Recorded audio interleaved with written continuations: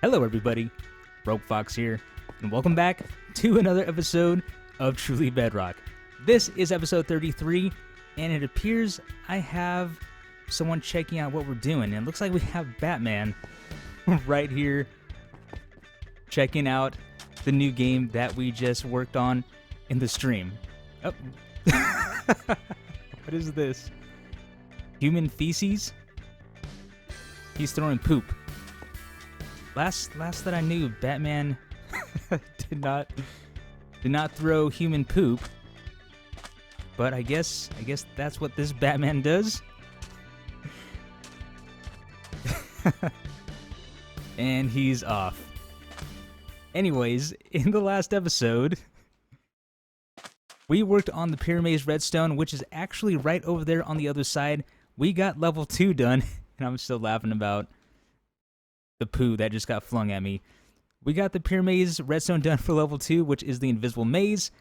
And again, I have been a little busy in between episodes. So yesterday I had a live stream, and again, thank you for everyone who came out to hang out while I built this side over here. Today we are going to work on the redstone for this side. So I worked, not this part, but the redstone I did work out for the skeleton. So this is going to be the new game. I don't know if I mentioned it before, but I had an idea for a type of shooting gallery game. So let me go ahead and quickly show you how this works. But before I show you how this works, I just saw this raider or pillager right here, and it looks like it's a lone wanderer. As Tiz flies over my head again, I'm surprised he didn't drop poop on us. Alright, there we go. I thought there would be more than just one. And we did get the bad omen effect, which is going to be in effect for, what, 99 minutes? So that's going to be great. Good thing we don't have any villagers nearby. One thing I have noticed about this update, aside from randomly teleporting when I go through nether portals, is that those raiding parties have actually started showing up again. I haven't seen that since the beginning of the Village and Pillage update. So you can tell I have taken out 3 so far, and I'm just going to go ahead and collect their banners and just have them there as little trophies for now. But that is something I've noticed. I know there are a lot of issues going on as far as, well, many bugs out there, but we always make the best of the current situation. Personally, I haven't had anything really affect me other than teleporting to the wrong place through another portal. And I don't know if that'll happen that episode, so I don't actually have any visual evidence of that. But one thing I did notice this morning, and I will throw an image of it up here in just a moment because I did take a screenshot of it. So I was over here this morning just putting all of this together, and over by the pyramids, right next to my beacon, was a wall with sandstone, sand, and then there was floating dead bushes, like right in this area. And I'll go ahead and pop that up on the screen right now so you can take a look at it. And yeah, that is what just happened to be there when I came over to this area in the morning. And then I went to the nether, got some food, and then when I came back it was gone. So I found that to be very, very interesting. So far, that's the only thing I've noticed weird going on with the new update. But with that, let's go ahead, once again, let's take a look at how this game works. And I would love to show you how this game works properly, but I realized I don't have any bows. I had some, and then I threw them on the ground, and then they despawned because they were taking up space. But I wonder if that pillager dropped a crossbow, and it did not. So I'm just going to go ahead and show you how it's supposed to work without actually shooting arrows, which is probably best anyways because I've tried this before, and it takes me a while to hit these buttons. So how this is going to work, we stand from those platforms there, and this is going to be a 2-player game if you haven't been able to tell. And then what they're going to do is take aim and hit these buttons, and they are going to knock out the teeth of the skeleton and or the zombie. So we're going to knock all these teeth out. We can go ahead and do it like this. And the idea for this game, look at that tooth. The idea for this game came from, I guess it would be an arcade game. I don't know if any of you have ever played it. I actually had to look up the name, but the name of the arcade was called Big Mouth 2000, and pretty much what you did is you had an air cannon, and then there was a big clown face with 6 teeth, and what you would do is shoot the air cannon to try to knock out the clown's teeth, and then of course you would get tickets so you can trade them in for your prizes and everything like that. So I thought this would be perfect for the game area, and again, making it a little bit of a competition, which is why we have 2 sides. So with that, they would knock the teeth out, and we still have a little bit more wiring up to do because I do have some more ideas of what I'd like to add on to this. But once you knock all the teeth out,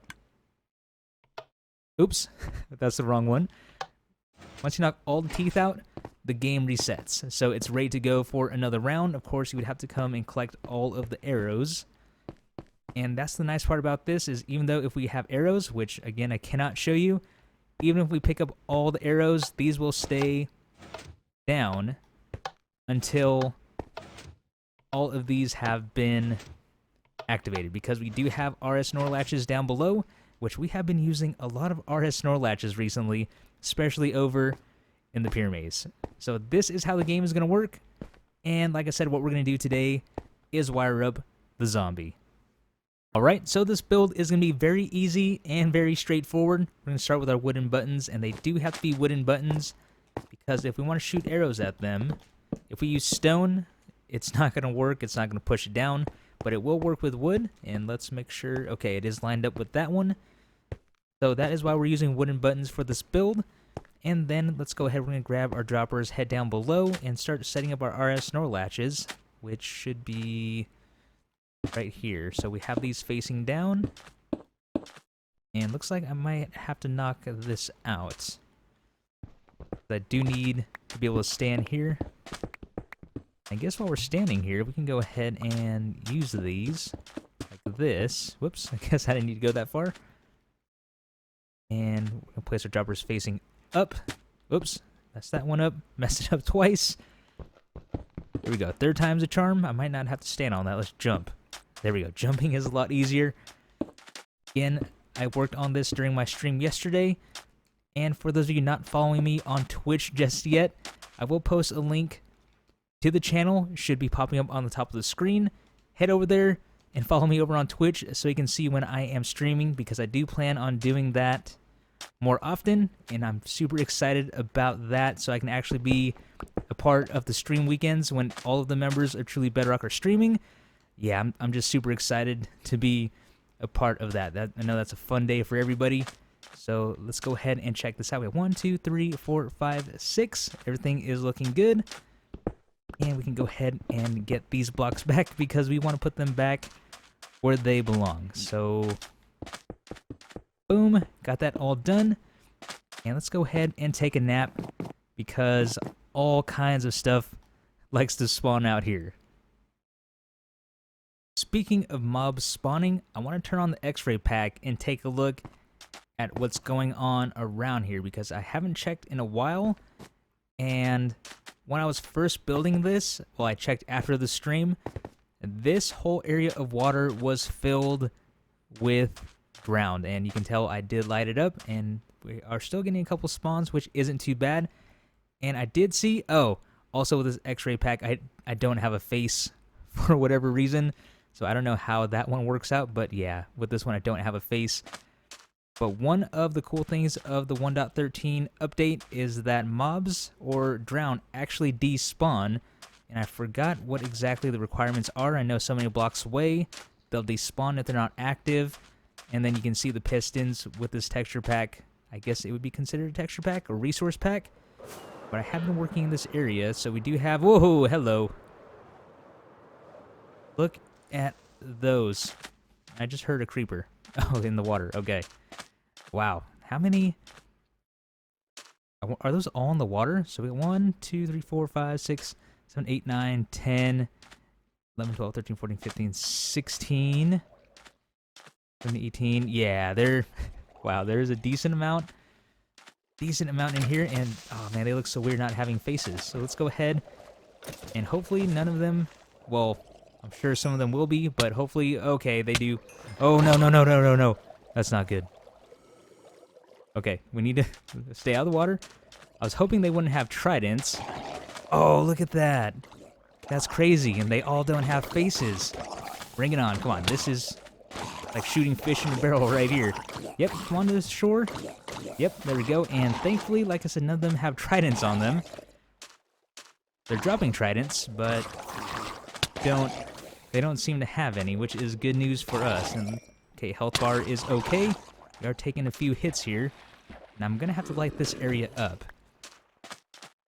Because I did mention this, I don't want to be that guy where I have all of these mobs spawned in like this, and then I'm taking up the mob cap from everyone else.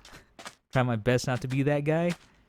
So, I'm gonna go ahead. Yeah, I'm gonna have to clean this up, light it up, and then we can continue on with what we're doing today. And hopefully this ends very soon, because there is all this over here also. Man. Yeah, I guess I do apologize for spawning. Oh, that's a baby! And I'm gonna drown. Oh, man. Do apologize for spawning in all these mobs. And yeah, that was definitely me spawning all of these in. About to run out glowstone here. Is that two? Two babies? Man, I'm definitely gonna have to do a better job of lighting this area. There has to be... if we just hop it, I'm so glad. Again, oh, collateral damage there. We took out a fish. So many mobs down there. Probably not going to clean it all up this time, but I definitely have something to do in my spare time. Getting back to the project, we're going to go ahead and place these blocks down, and then we need to place some comparators on them, and I wonder how I'm going to do this with the glowstone in the way. Pretty sure it shouldn't be a problem. Jump. Okay. Yep, not as hard as I thought it would be. And then what we're going to do, again, these are going to be RS Snorlatches. So we want to place our item in the top dropper, just like we've been doing over at the Pyramaze. We'll go ahead and place all of these in. So that way, when the button gets pressed up top, it's going to power this dropper and send the item down to the bottom dropper, and then the comparator is going to detect those items, or little pieces of sand here, just like that.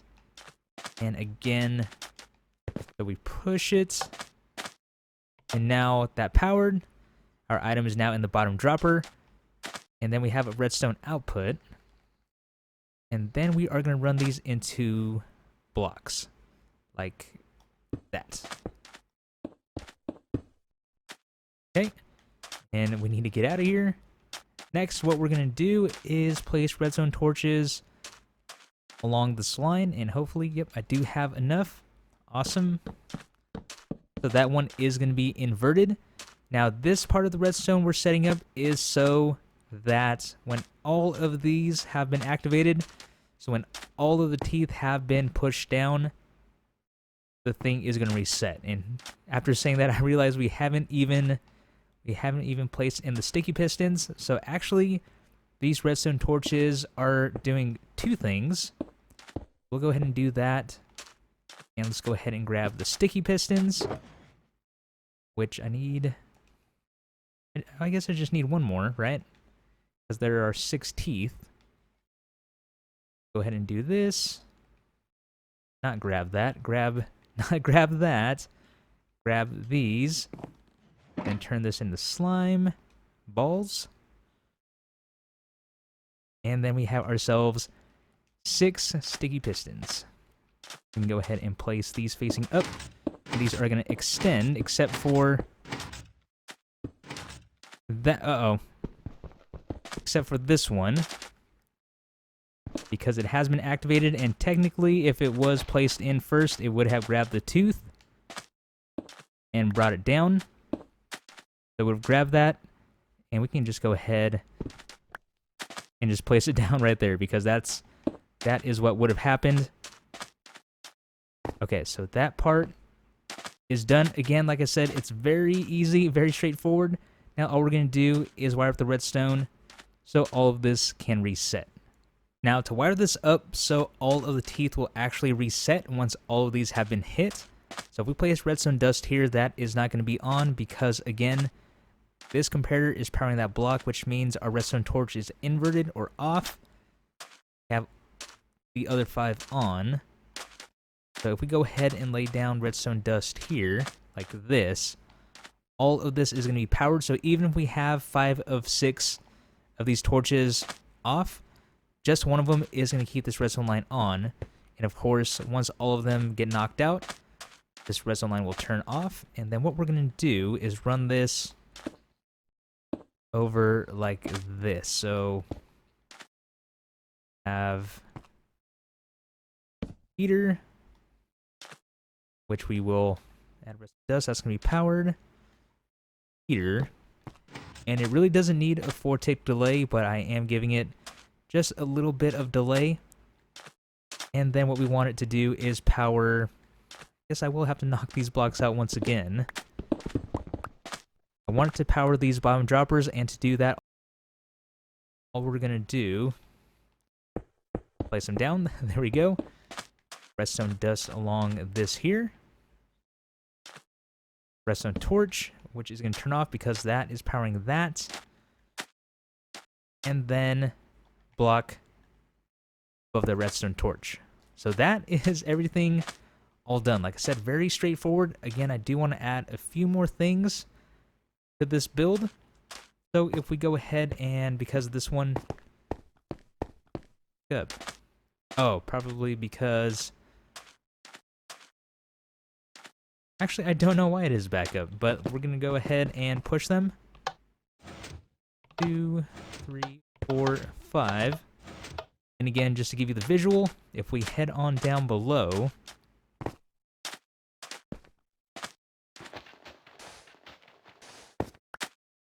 we can see 5 of the 6 are off, but because we do have that one turned on, this whole redstone line is going to stay powered. And then finally, once we hit this last one,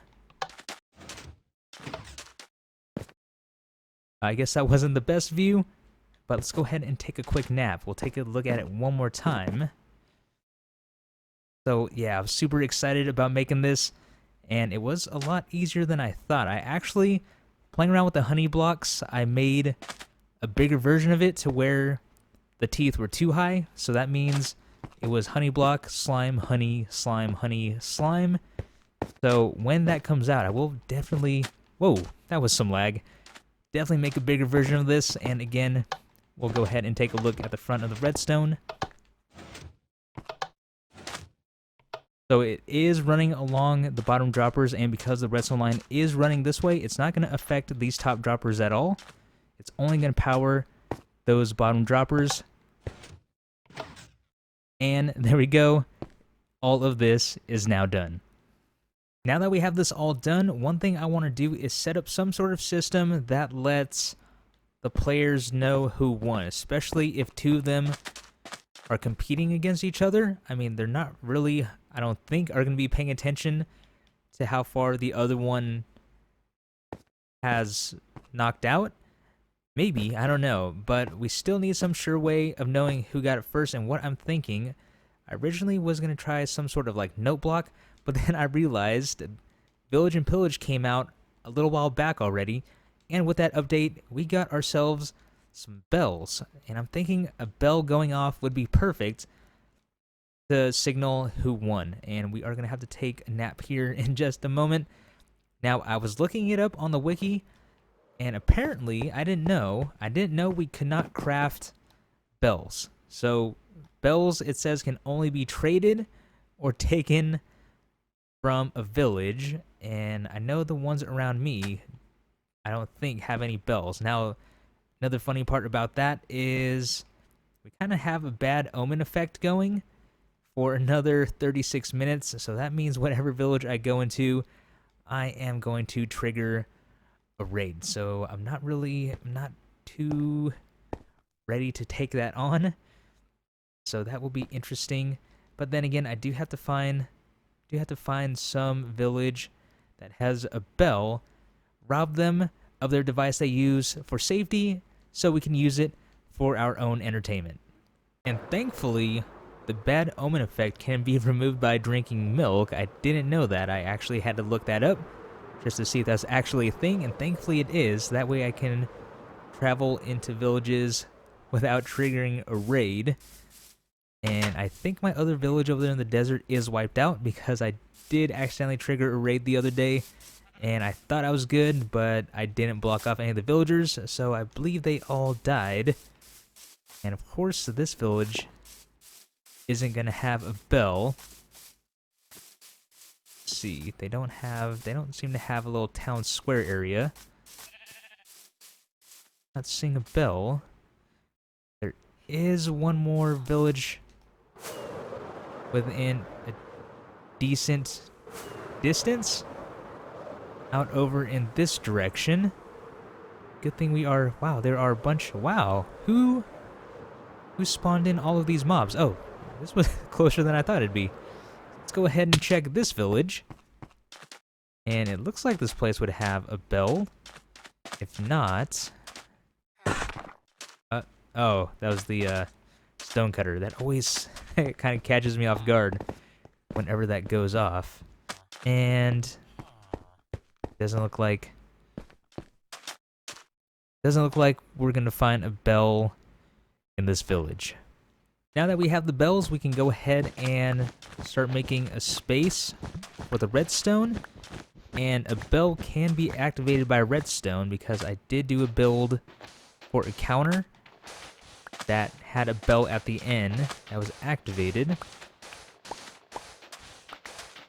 Let's go ahead and remove this. Now, grab our dust. 1, 2, 3, 4, 5, 6, 7, 8, 9, 10, 11, 12, 13, 14, 15. Repeater. 5. I guess we really didn't need to count that one out. Then a bell here, which does ring. So, let's see if we can get this to work. Space redstone. I didn't hear it, but I did see it move. Is there like a distance on the sound of the bell? Okay, so if we look closely. Oh, maybe I was moving. I could have sworn I saw the bell move. Promise you I'm not crazy. Yeah, it did move. Maybe it has to be some sort of distance thing. Let me go ahead, try to run down here real quick. Okay. What if we just... Okay, that's all I needed to know. I guess there is a distance on the sound. You can hear it or not, so that should work out just fine. Again, I don't have a bow or crossbow to actually test this out, so I don't know for sure, but I am just going off of the fact that the redstone did activate the bell, and I did see it move, so I'm thinking it should be just fine. I should probably grab myself a bow and actually find out. Okay, so I finally came across a bow. Well, I made the bow, but I got it from string off a spider jockey, and of course, as I was flying around trying to find skeletons, because normally any other time, there are skeletons walking around with helmets on in broad daylight, and no biggie, right? You can always get a bow or something off of them, but of course, when I actually need them to be here, they weren't here. So I spent about 5 minutes flying around. I finally found a spider jockey, got the string, crafted a bow. All that to say, we are ready to test this out. So what I'm thinking, just to save us some time, we'll go ahead and knock the teeth down, and we'll shoot the last one. Let's head over to where the players are supposed to be standing, and hopefully I can get this on my first shot. Nope. Okay, that's exactly why I pushed them all down, because this is what I'd be doing, except for all 6. And yep, cool. That worked out. That worked out perfectly.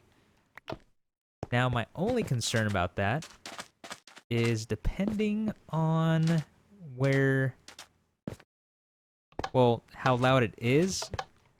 if whoever's playing is going to be able to tell whose bell actually went off. So I wonder, let's see. It was pretty loud over there, but if I... Okay, a little bit higher.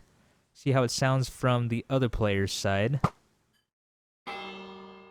Okay, it is... Okay, perfect. Because we are further away, it's a little more drowned out. So it's pretty obvious whose bell went off. And especially if... Well, I guess there is the possibility of a tie. So I'm thinking the solution to that, of course, is redstone lamps. And now... I'm not going to get to it this episode because I spent so much time looking for bells or looking for villages that had bells. Yeah, I pretty much wasted most of my day trying to do that. So redstone lamps are going to be part of this episode. We can work on that in the next one. But I definitely want to add that in so the players will actually know who won. So if player 2 wins, a redstone lamp will go off on the right. Player 1 wins, redstone lamp will go off on the left side. You know, just to make sure things are clear about who won.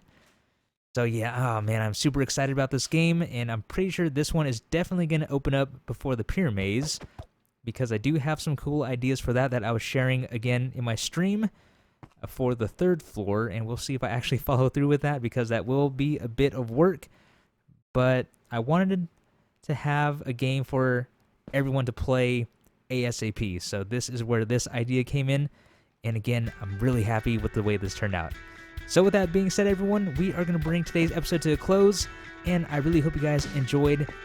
Again, thanks for watching. This has been Rogue Fox, and I will see you later.